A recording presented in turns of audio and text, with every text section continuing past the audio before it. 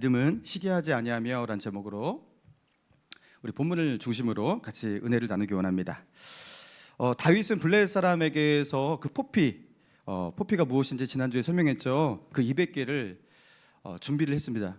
그러니까 사울 함께 드리는 그 아내를 얻기 위한 지참금이었습니다. 자, 그래서 사울의 딸 미갈에게 장가들게 되죠. 자, 사울의 입장에서 이제는 다윗이 이제 누가 된 거예요? 사위가 되어서 자기 사위가 되었고 자신의 가족이 된 거예요. 자, 그러니까 사물이 아무리 그 못난 사람이고 악하다 하더라도 자기 사위인데, 자기 딸의 남편인데, 자기 가족인데 그 다윗을 어떻게 하겠느냐 싶어요. 자, 그렇지만 다윗을 시기하는 그 마음, 다윗을 경계하고 또 그를 증오하고 죽이고자 하는 그 마음이 변하지 않는다라는 거 여러분 우리가 본문을 통해서 보게 되는 거예요. 자, 그래서 급기야 어떻게 하냐면 19장 1절, 오늘 본문 1절입니다. 시작. 사울이 그의 아들 요나단과 그의 모든 신하에게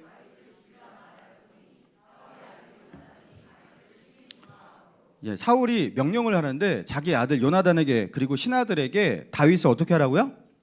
죽이라고 명령을 합니다. 이제 자기 손으로 죽이지 못하겠으니까 이제 자기 아들 요나단에게 신하들에게 다윗을 죽여라. 자, 그러니까 요나단이 다윗을 얼마나 사랑하고 아낍니까? 자, 그러니까 그의 아버지 사울을 설득해서 그 마음을 바꾸어 보려고 계획을 세우면서 다윗에게 이렇게 말을 하는 거예요. 2절, 그가 다윗에게 말하여 이르되 내 아버지 사울이 너를 죽이기를 꾀하시느니라. 그러므로 이제 청하노니 아침에 조심하여 은밀한 곳에 숨어 있으라. 내가 나가서 내가 있는 들에서 내 아버지 곁에 서서 내 일을 내 아버지와 말하다가 무엇을 보면 내게 알려주리라 하고. 그러니까 다윗에게 말하는 거죠.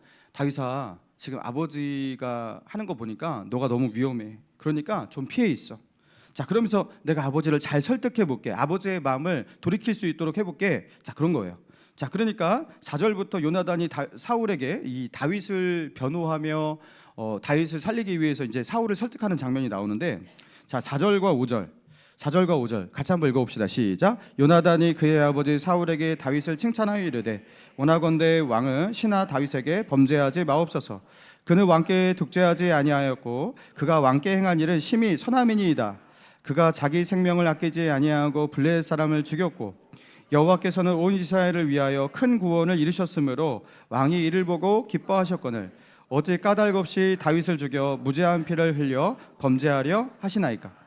여러분, 요나단이 지금 사울에게 다윗을 향한 그 당신의 그 마음을 좀 바꿔야 됩니다 하면서 설득하는 이 말인데, 여러분 그 하는 말마다 다 옳은 말이지 않습니까? 사울에게 다윗은 정말로 충성된 신하였고요. 그리고 사울을 위해서 싸우는 그리고 사울을 위해서 수금 연주까지도 하는 사울의 은인이었고요. 정말로 고마운 존재예요. 자, 그런데 다윗이 백성들에게 그런 칭송을 좀 받았다고 그것을 화내고 그를 자신의 원수로 여기고, 여러분 이렇게 죽이라고 한다라는 것, 여러분 이거는 말도 안 되는 것이었습니다. 그러니까 사울이 요나단의 이 말이 하는 말마다 다 옳은 말이잖아요.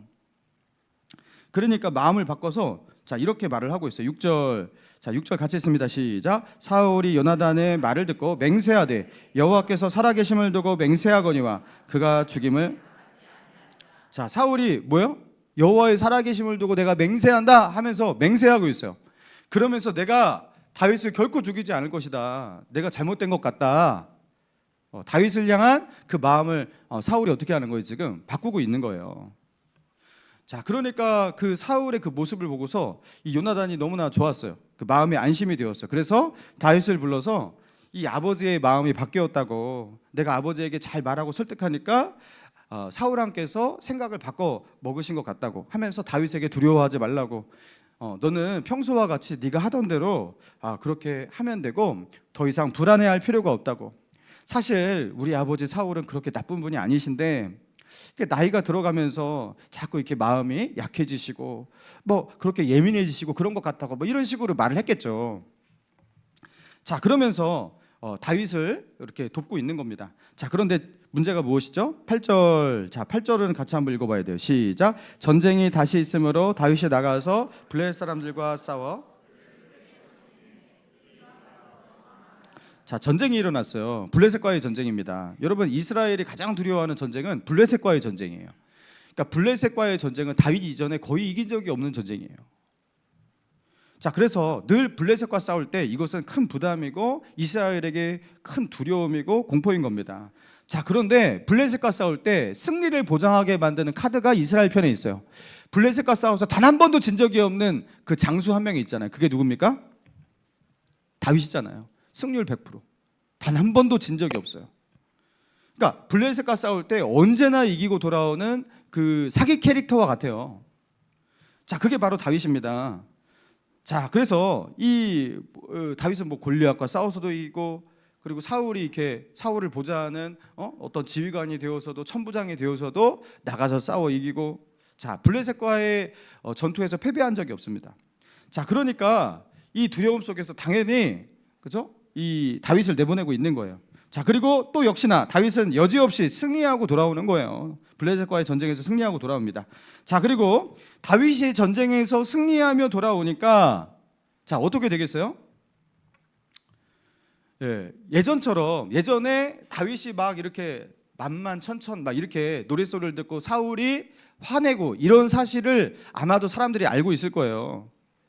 그리고 백성들이 그렇게 다윗을 칭송하고 이렇게 다윗을 그렇게 찬양하지 못하도록 아마 그 신하들이 이렇게 다 단도리를 쳤을 거예요. 자, 그런데 그렇게는 하지 않지만 다윗이 승리하고 돌아올 때 그 전쟁의 공로가 누구에게 있는지 뻔히 알고 있는 사울, 궁궐 안에서 다윗이 돌아오고 있는 이 사실, 그리고 돌아오고 있을 때 백성들 사이에서 다윗을 바라보는 그 분위기, 이런 것들을 사울이 상상만 해도 그래서 다윗을 향해서 서로 수군거리면서 다윗을 인정하고 다윗을 칭찬하는 그런 어떤 분위기, 이런 것들을 상상만 해도 사울은요, 시기와 미움이 불타오르게 되는 거예요. 그죠?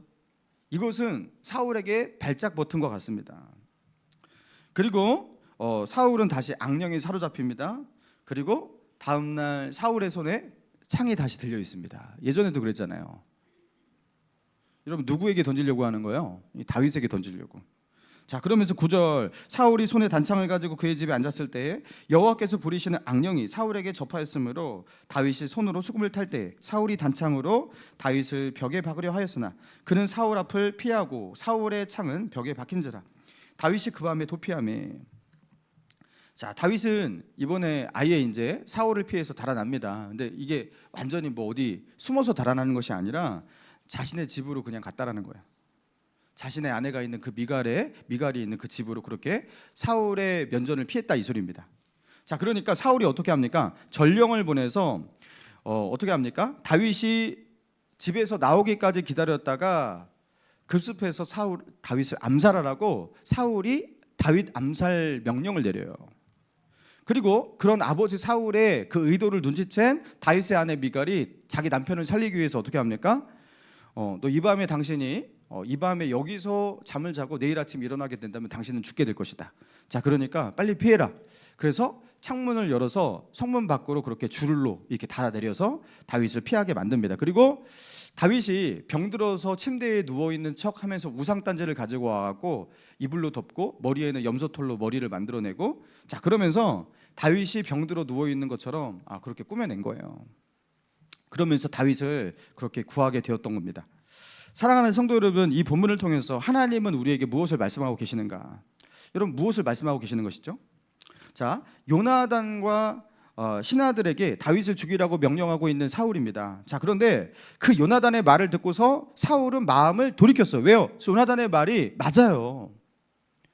하나같이 맞는 말이거든요. 자신이 그렇게 다윗을 미워하거나 다윗에게 그런 악을 저지르면 안 되는 거예요. 요나단이 하는 그 말들이 어떤 말이었습니까? 그는 왕에게 범죄한 적이 없습니다. 다윗이 왕에게 한 것이라고 선한 일밖에 없지 않습니까? 왕과 이 나라를 위해서 자기 목숨을 걸고 생명을 걸고 나가 싸웠습니다. 그리고 하나님은 그 다윗을 통해서 이 나라를 구원하셨고, 이 다윗을 통해서 이 나라를 구원하신 이 일 때문에 당신도 우리도 같이 기뻐하지 않았습니까? 근데 왜 까닭없이 하나님께서 그렇게 구원을 베푸시는 그 은혜를 주시는 이 통로인 다윗, 그리고 당신에게 이렇게 고마운 존재인 다윗을 이렇게 해하려고 하십니까? 이것은 하나님 앞에 죄악입니다. 이 죄악을 저지르지 마십시오 하면서 요나단이 영적인 어떤 해안을 가지고 다 사울에게 충고를 하고 있어요. 자, 그러니까 사울이 그 말이 맞거든요. 아무리 자기가 죄인이다 하더라도 이렇게 나쁜 죄를 지면 안 되겠다, 이런 생각이 들었던 거예요. 그러면서 마음을 돌이켰습니다. 그러면서 여호와의 살아계심을 두고 맹세한다. 내가 다윗을 결코 해하지 않을 것이다. 자, 그런데 그렇게 마음을 고쳐먹고 돌이키고 내가 이러면 안 되지 이렇게 해도 사울은요 다시 돌아가는 거예요. 다윗이 전쟁에서 승리하고 돌아오는 것을 머릿속으로 궁궐에서 상상만 해도, 그렇죠? 상상만 해도 백성에게 인기를 받고, 그렇죠? 백성에게 칭송을 받는 그 모습을 상상만 해도 사울은요 견딜 수가 없는 거예요. 그러면서 분노가 일어납니다. 다윗을 향한 증오와 적개심이 일어납니다. 그리고 급기야 다음 날 다시 다윗에게 창을 던지기 시작하는 거예요. 여러분, 이거는 단순히 악령에 사로잡힌 사울이기에 악령의 의식이 빼앗겨서 악령이 시키는 대로 이렇게 한 것이 아닌가. 자, 그렇게만 생각할 수가 없어요. 왜냐하면 자기의 신하들에게 뭐라고 합니까? 창을 던져서 죽이는데 실패하니까 다음 날 아침까지 잘 기다렸다가, 다윗 모르게 그렇게 기다렸다가 다윗이 그렇게 나올 때 그를 거기서 암살하라고. 여러분, 이런 작전, 이런 명령을 이렇게 내리고 있는 사울을 보라는 거예요. 그리고 자기의 딸 미갈이 다윗을 그렇게 피신시켰을 때 네가 왜 그렇게 했냐고 하면서 자기의 딸에게 그렇게 묻고 따지는 그 장면도 보십시오. 여러분, 사울은 자기의 마음과 자기의 온전한 정신을 가지고 자기의 것을 말하고 있는 거예요. 자, 그러니까 좀 전까지는 요나단과 이렇게 대화하면서 여호와 이름으로 맹세까지 하면서 다윗을 향한 난 다윗에게 절대로 그렇게 다윗을 죽이지 않겠다 이렇게 말했던 사울인데, 여러분, 다윗이 이렇게 어떻게 다시 그 바꿔먹은 마음이 다시 바뀌어서 살인마로 바뀌고 있어요. 살인마로. 그죠? 무엇 때문에 바뀌었다고요? 아까 그 8절. 전쟁이 다시 있으므로 다윗이 나가서 블레셋과 싸워 그들을 쳐 죽이매. 여러분, 다윗이 전쟁에 나가서 승리하고 돌아오고 백성들의 인기와 지지를 받고, 여러분, 그것을 상상만 하면요 사울은 가만히 있지를 못하는 거예요. 그 시기심에 불타오릅니다. 자, 반면에 요나단은 어떻게 됩니까? 요나단에게 있어서 자기의 권력 승계에 있어서 가장 최대의 걸림돌, 그리고 경쟁자는 다윗입니다. 사실 사울과 다윗은요 그 나이 차이가 50년 정도 나요. 50년. 사울이 이 당시에 나이가 60대 중반, 다윗은 10대 후반에서 20대 초반이에요. 나이 차이가 이렇게 많이 납니다. 그죠? 요나단은 40대 중후반이에요. 여러분, 그런데 요나단은요 다윗을 자기의 경쟁자로 보지 않는다라는 거예요. 그를 시기하지도 않습니다. 심지어 그를 위하고 사랑하고 그를 살리려고 하고 자기 생명과 같이 사랑했다 이렇게 나오잖아요. 여러분, 요나단은 결코 시기하지 않아요. 자, 다윗도 마찬가지예요. 여러분, 자기를 죽이려고 하는 이 사울을 향해서 증오하고 미워하고 그리고 삐딱하게 나가지도 않습니다. 그를 시기하지도 않습니다. 시기하기는커녕 자기를 죽이려고 하는 그 사울에게 늘 충성하잖아요. 그리고 그 사울을 불쌍히 여겨요. 나중에도 사울의 목숨을 빼앗을 수 있고 보복할 수 있는 두 번의 기회가 있었는데 그때에도 사울을 불쌍히 여깁니다. 그를 존중합니다. 그는 여호와의 기름 부으신 자라고 그를 존중하고 그를 아낍니다. 여러분, 이게 다윗 평생에 보였던 그 모습이었거든요. 그러니까 사울과 다윗의 싸움처럼 보이지만 사실 이것은 일방적인 거예요. 굉장히 사울이 다윗을 향해서만 매우 일방적인 그런 어떤 증오와 분노, 시기심 속에서 여러분 죽이고자 하는 일방적인 싸움인 거예요. 여러분, 오늘 이 본문은 우리에게 뭘 비춰주고 있는 겁니까? 뭘 말하려고 하고 있는 거죠? 자, 시기심에 사로잡히지 않은 사람 다윗과 요나단, 그리고 시기심에 완전히 사로잡히고 있는 사울. 자, 어떻게 해서 이 차이가 만들어지는가? 자, 이게 단순히 그들이 가지고 있는 인격이라든가 인성의 차이인가? 여러분, 선천적으로 태어날 때 사람이 가지고 있는 어떤 성격이나 어떤 인성의 어떤 틀이 어느 정도 있기는 있는 것 같아요. 그죠? 태어나면은 태어나서부터도 아주 까칠해갖고 밤도 잠도 안 자고 엄마 아빠 괴롭히고 막 극성 맞고 이런 아이들이 있는가 반면에, 그죠? 처음부터 막 온순하고 방긋방긋 웃고 이런 아이도 있으니까, 그죠? 그렇잖아요. 그런 차이가 있긴 있어요. 그죠? 그렇지만 이 차이가 이렇게까지 만들진 않거든요. 여러분, 요나단과 사울의 차이, 다윗과 사울의 차이는 어떤 차이일까? 여러분, 성경은 그것을 믿음의 차이라고 말하고 있는 거예요. 요나단이 사울을 설득하고 있는 그 장면을 보세요. 이것은 여호와께 범죄하는 것입니다 하면서 이것을 영적인 문제로 보고 있잖아요. 그러니까 이것을 영적인 문제로 접근하고 있는 것은 자기의 마음도, 요나단의 마음도 영적으로 지켜주고 있다라는 겁니다. 이거는 믿음이 있기 때문에 지금 요나단은요 시기하지 않는 거예요. 자기의 경쟁자가 있는데 세상의 논리처럼, 세상의 분위기처럼, 그렇죠? 그렇게 경쟁하듯 다윗을 바라보고 그를 시기하고 내가 서기 위해서 죄를 눌러야 돼, 이런 구도로 그를 바라보지 않게 되는 거예요. 이거 믿음의 차이예요. 여러분, 사랑장으로 유명한 고린도전서 13장에 보면요, 사랑은 하면서 이렇게 여러 가지 말이 있잖아요. 그때 자 13장 4절 보니까 사랑은 오래 참고, 사랑은 온유하며, 시기하지 아니하며, 사랑은 자랑하지 아니하며, 이렇게 나가고 있어요. 자, 사랑은 시기하지 아니하며. 자, 사랑은 시기하지 않는데요. 여러분, 사랑하면 시기하지 않습니다. 자, 그런데 이 사랑의 힘이 우리 내면 가운데서, 이게 여기서 말하는 이 사랑이라는 건 그리스도 안에서의 사랑을 말하는 거죠. 그리스도 안에서 부어지는 그 사랑. 자, 우리 안에서 이 사랑이 발동하기 위해서 먼저 뭐가 필요하죠? 사실은 예수 그리스도를 믿고 신뢰하고 그분이 주신 그 은혜를 믿는 그 믿음이 필요한 겁니다. 하나님을 향한 믿음이 더, 그죠? 이게 기본이고 이게 전제가 되는 거예요. 그래야지 사랑할 수가 있는 거예요. 뭐 남을 사랑하든 말든 이게요, 믿음이 있어야지 그 다음 사랑이 되는 거예요. 여러분, 요나단은 욕심이 뭐 없는 사람이고 권력을 탐하지 않는 사람이고 원래부터 뭐 사랑이 많은 사람이고, 자, 왕이 되는 그 권력욕 이런 것들도 별로 없는 사람이고, 그는 좀 이렇게 여성스러운 사람이 아닐까? 그래서 심지어 남자까지도 그렇게 사랑했던 것이 아닐까? 여러분, 그렇게 생각하신다면 그건 큰 오산이에요. 여러분, 요나단은 그런 사람이 아닙니다. 3회일상 14장에 보니까 요나단은요, 가만히 있는 블레셋 게바 주둔지에서 공격해갖고 혼자 막 공격하고 굉장히 전투적인 사람이에요. 그리고 그렇게 해서 일어난 블레셋과의 이스라엘의 전면전에서도 가만히 참지 못하고 어떻게 합니까? 자기 병기든 자에게 너와 내가 둘이 저 블레셋 사람의 편으로 건너가자, 우리 둘이 그냥 싸우자, 여호와의 구원은 사람의 많고 적음에 달리지 아니하였느니라 하면서 칼 들고서 그냥 적진을 향해서 그냥 나갔던 사람이에요.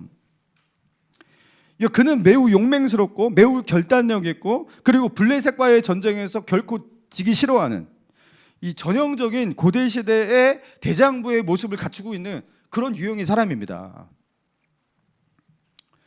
그리고 여러분, 이 당시에는 권력을 가진 것에 뭐 이렇게 욕심을 낸다라는 거, 그게 그렇게 흠이 아니었어요. 여러분, 그런데 그런 요나단이 다윗을 대할 때에는 왜 이렇게 온순하고 아량이 많고, 그리고 다윗을 왜 경계하지 않고, 그리고 다윗을 이렇게 위하고, 여러분 어떻게 이렇게 할 수가 있는가? 자, 요나단에게는요 믿음이 있는 거예요. 어떤 믿음이요? 자기의 인생을 주관하시고 인도하시는 자신의 주관자 하나님, 여호와 하나님께서 나에게 필요로, 내가 필요로 하는 것, 그죠? 내가 정말로 필요한 것, 그것을 하나님께서 나에게 주신다라는 이 믿음. 여러분, 이 믿음이 있는 거예요. 여러분, 하나님을 향한 믿음이라는 것은 단순히 하나님이 없지 않고 하나님은 계셔, 이거는 굉장히 초보적인 믿음이죠. 하나님은 계시는구나. 자, 그런데 이 하나님에 대해서 이제 알아가면서 하나님은 이런 분이야, 그리고 나에게 이렇게 관계가 되시는 분이야 하면서 우리의 믿음이 굉장히 이제 구체적으로 변하고 확장이 되는 겁니다. 자, 그러면서 우리가 어떠한 믿음에 이르러야 되고 어떠한 믿음을 가져야 되는가? 자, 하나님께서 나의 주가 되시고 나의 인도자가 되시기 때문에 그 하나님께서 내가 필요로 하는 것, 내게 필요한 것이 무엇인지 그분 아신다라는 것, 그리고 그 하나님은 나를 사랑하시기 때문에 반드시 나의 필요를 채우시는 분이라는 것, 여러분 이걸 믿어야 돼요.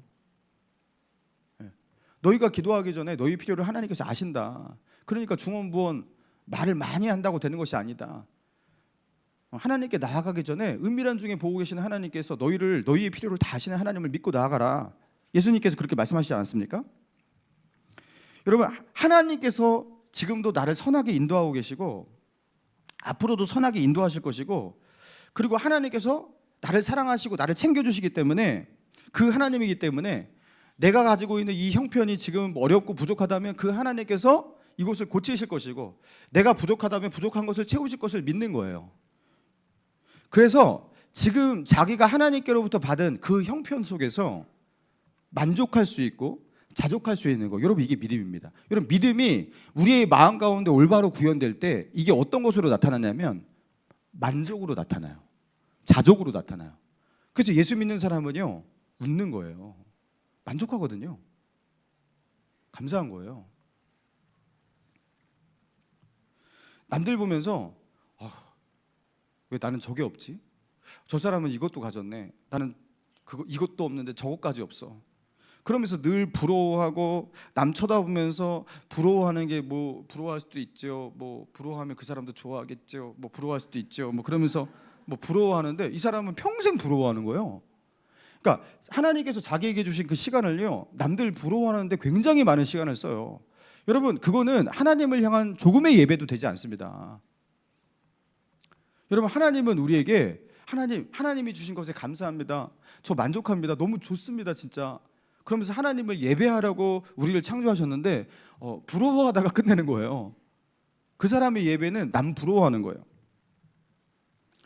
하나님이 자기에게 주신 것에 만족할 때, 여러분 그때 우리가 감사할 수 있죠. 그때 찬양할 수 있죠. 그때 하나님을 향한 예배가 시작이 됩니다.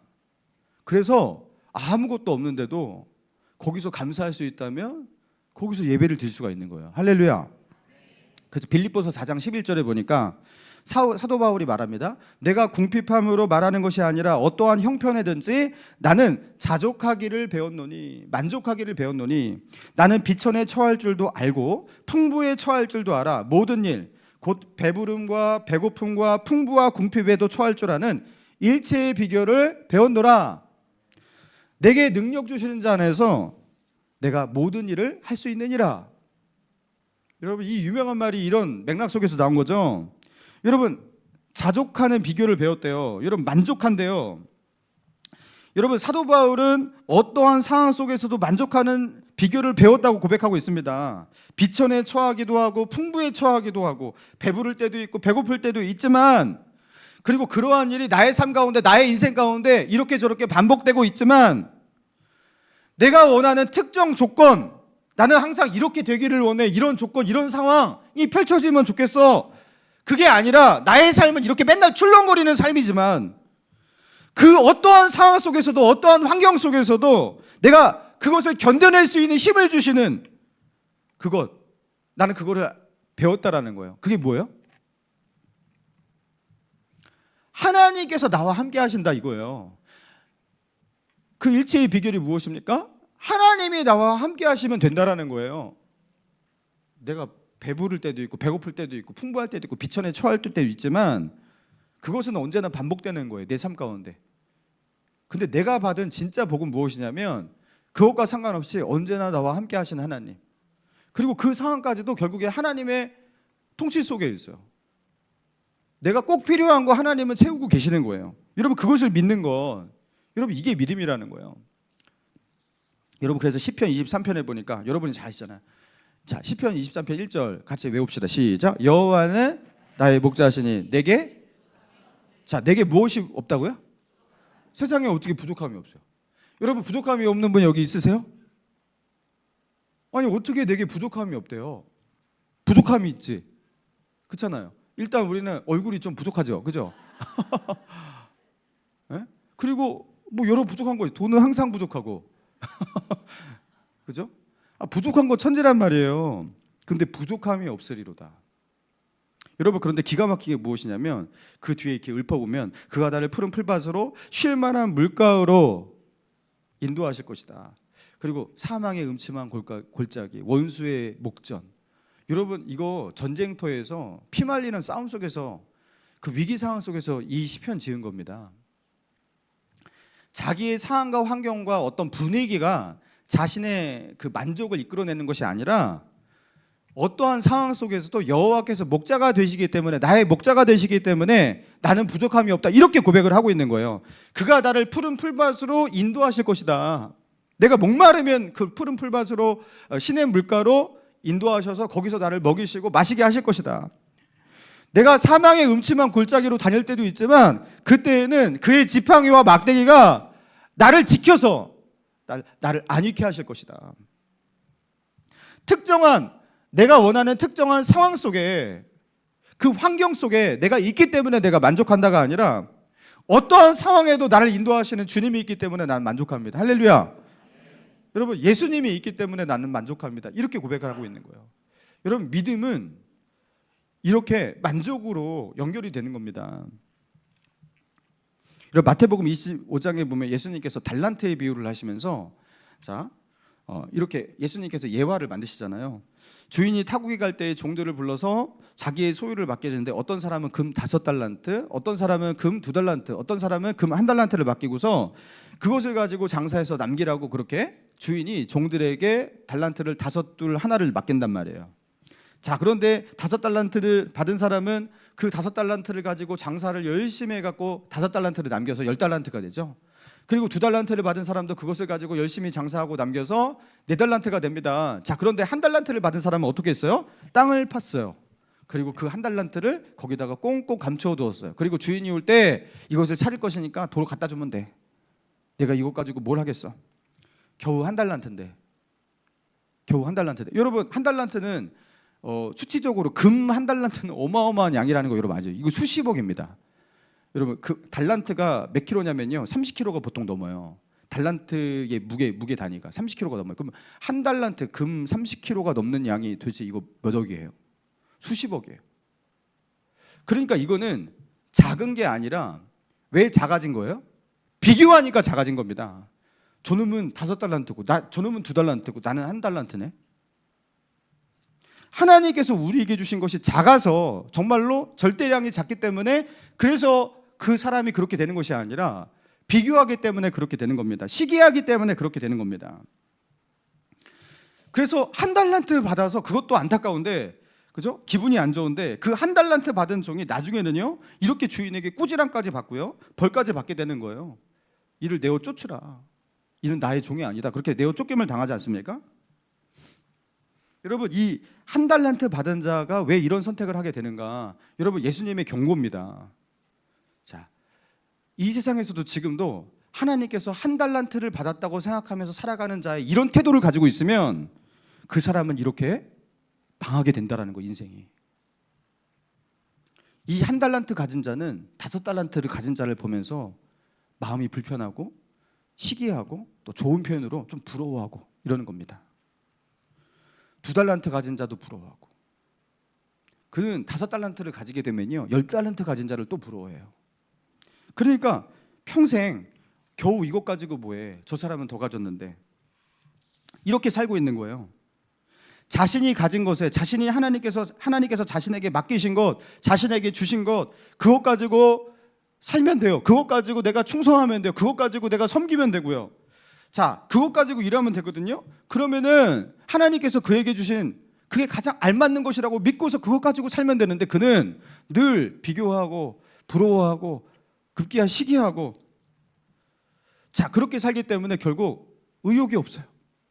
이것 가지고 뭐해? 더 있어야지 할 수 있지. 자, 여러분, 그러면서 하나님은 우리에게 믿음이 무엇인지를, 예수님은 믿음이 무엇인지를 설명하고 계신 거예요. 여러분, 믿음은 다른 것이 아닙니다. 하나님께서 나에게 주신 것, 그것은 충분한 것입니다. 하나님께서 나에게, 나의 필요에 맞게 나에게 이미 주고 계시다라는 거, 여러분, 이걸 믿으셔야 돼요. 할렐루야. 믿으셔야 돼요. 제가 예전에 그 이찬수 목사님 그 설교를 듣다가, 설교하실 때 이분이 이제 미국에서 그 대학을 마치고서 이제 뭐 사업을 하셨었대요. 그러면서 거기서 꽤 뭐 이렇게 작은 사업을 벌였지만 꽤 돈을 많이 벌었다고 합니다. 자, 그러면서 뭐 하나님의 인도하심이 있어서 한국 땅으로 건너와서 여기서 이제 청신대 신학대학원을 다니면서 이제 신학을 하게 되는 거예요. 그러면서 이제 전도사로 사역을 나가게 된 거예요. 근데 여러분, 전도사로 저 어디 지방에서 이제 처음에 사역을 하게 되셨다고 하는데, 그 당시에 뭐 사례비가 얼마나 뭐 이렇게 작습니까? 굉장히 이제 어렵잖아요. 그러면서 이 그 전사님들은 항상 배고프거든요. 힘들고. 자, 그렇게 그 사는데 자기가 결단을 했대, 하나님 앞에. 그 미국에서 사업하면서 벌어놓은 그 돈이 있잖아요. 통장에 있거든요. 나는 절대로 이 돈을 사용하지 않을 것이다. 내가 지금 어렵다고 내 생활비에 100원도 보태지 않을 것이다. 하나님께서 내게 내가 사역하고 그 교회에서 받은 그 사례비 가지고 충분히 살 수 있도록 나에게 이렇게 허락한 것으로 믿고 나는 그냥 이걸 가지고 살 것이다. 그래갖고 정말로 그 전도사 내내 그거 가지고 살았대요. 한 푼도 쓰지 않고. 너무 부럽더라고요. 진짜 없어서 못 쓰는 사람도 있는데 아무튼 근데 대단해 보였어요. 그게 쉽지가 않거든요. 있는데 하나님께서 나에게 주신 그것으로 내가 만족하겠다. 그리고 이게 나의 훈련이다. 난 이렇게 훈련을 받겠다. 정말로 그렇게 살았대요. 그 돈은 지금 어디 갔지? 하면서 막 이게 저는 막 그때 제가 좀 힘들 때라서 그러고 있는데 아무튼 그게 너무 감동이 되었어요. 하나님은 자신에게 필요한 만큼, 그렇죠? 지금 주고 계신다라는 걸 믿겠다라는 거예요. 여러분, 그게 믿음이고 이게 믿음의 훈련이고, 여러분 그렇게 살아가는 사람은 여러분 그러면 부족해 됩니까? 여호와, 이런 사람이 이런 체험을 하는 거예요. 여호와가 나의 목자가 되시니 내게 부족함이 없으리로다. 그가 나를 푸른 초장으로 인도하시고 쉴만한 물가로 인도하시고, 그죠? 때로는 위기와 어려움을 당할 때에는 나를 지켜주시고, 그리고 하나님께서 결국에 원수의 목전에서 내 머리에 상을 베풀어 주시니 내 잔이 넘칩니다. 여러분 이런 고백까지 가는 거예요. 여러분, 믿음이란 하나님의 인도를 믿는 게 믿음이고 하나님이 나에게 허락하신 것에 부족함이 없다라는 것을 믿는 게 믿음이에요. 여러분 믿음을 하나님 살아계시고 나는 천국을 믿어 이러면 끝나는 게 아니라는 거예요. 저는 예전에 이렇게 전도사가 되고 이제 강도사가 되고 이제 목사 천연병 막 이때 제가 하나님 앞에 가장 많이 기도했던 것, 그리고 또 이렇게 마음 가운데 이렇게 나는 이게 부족하다고 불평했던 거, 여러분 그게 무엇이냐면, 하나님 왜 제 곁에는 이렇게 동역자가 부족합니까? 그랬어요. 동역자가 부족합니까? 이게 헌신된 사람이 왜 이렇게 없습니까? 아니 교사들이 왜 이렇게 헌신을 안 합니까? 막 그랬어요. 제가 이거 청년 때도 그랬거든요. 청년 때도 막 이렇게 청년부 회장할 때도 왜 이렇게 임원들이 이렇게 헌신을 안 하고 리더들이 헌신을 안 하고 왜 이렇게 열정이 없고, 그러면서 뭐 나만 뜨겁고 이렇게 해서 뭐가 되겠냐고 하면서 하나님 앞에 사람을 붙여달라고, 좀 동역자를 보내달라고 그러면서 교역자가 되면 하나님께서 교역자가 돼도 똑같은 거예요. 맨날 이렇게 교사가 없고 같이 이렇게 사역을 도와줄 사람들이 너무나 부족해 보이고 막 그러는 거예요. 그러면서 하나님 동역자가 없으니까 사역을 못 해먹겠다고 하면서 하나님 앞에 이렇게 하소연하면서 보내주소서 하면서 나의 동역자 막 이러면서 막 이렇게 기도를 했던 거거든요. 근데 제가 이제 하나님의 음성을 들어요. 대성아, 너에게 내가 허락한 동역자가 부족하니, 내가 너에게 준 동역자가 부족하니. 여러분 그게 진짜 묻는 말이 아니었거든요. 그게 내가 너에게 분명히 동역자를 줬는데 너는 그거를 부족하다고 생각하니, 이런 말이었어요. 내 눈이 잘못된 것이었구나. 동역자를 줘도 저는 그 사람을 동역자로 바라보지도 인식하지도, 그리고 동역자와 손잡지도 못하는 내 눈이 잘못된 거예요. 하나님이 이런 사람을 아무리 붙여주셔도 동역자와 같이 일을 하지 못하는 거예요. 이 청년 리더들 볼 때 맨날 얘네들은 부족해 보이고 얘네들과 같이 일 못 해먹겠고 막 이렇게 보이는 거예요. 그러니까 새로운 동역자를 보내달라고 맨날 이런 기도만 하는데 자기만 잘났고 의롭고 거룩하고 뜨겁고 막 이렇게 생각하는 거예요. 자, 그런데 그때 제가 회개를 합니다. 하나님께서 내게 뭐 물질로도 그렇게 나에게 필요에 따라 주시겠지만 동역자도 하나님께서 나의 필요를 따라 그렇게 주시는 것이었구나. 그러면서 그때 눈을 떴어요. 보니까 동역자가 엄청 많은 거예요. 다 동역자인 거예요. 너무 감사한 거예요. 내 눈이 잘못됐던 거예요. 여러분 이러신 분 있을 거예요. 여기도 회개하십시오. 빨리 회개하셔야 돼. 그래야지 하나님께서 여러분을 사용하십니다. 하나님이 주신 것에 불평하고 부족하다고 맨날 이런 사람은 하나님께서 그 사람을 사용할 수가 없어요. 뭐 쓰시겠죠. 그렇지만 하나님께서 크게 쓰실 수가 없어요. 사랑하는 성도 여러분, 왜 남을 부러워합니까? 여러분, 부러워하는 마음 그 정도는 좀 괜찮을 수 있어요. 그렇지만 사실 그 부러워하는 마음이 조금만 더 키워지고 조금 더 발전하면 그게 시기가 되는 겁니다. 너무 부러워요. 너무 부럽다. 진짜 너무 부럽다 하면서 이제 나는 어느 순간 그 부러워하는 마음에 기분이 잡치는 순간 부러워하다가 이제 기분이 잡치잖아요. 그런 순간 그게 시기로 변하는 거예요. 아, 보기 싫다. 꼴 보기 싫다. 쟤 없었으면 좋겠다. 막 이렇게 하면서 이게 시기로 변하는 거거든요.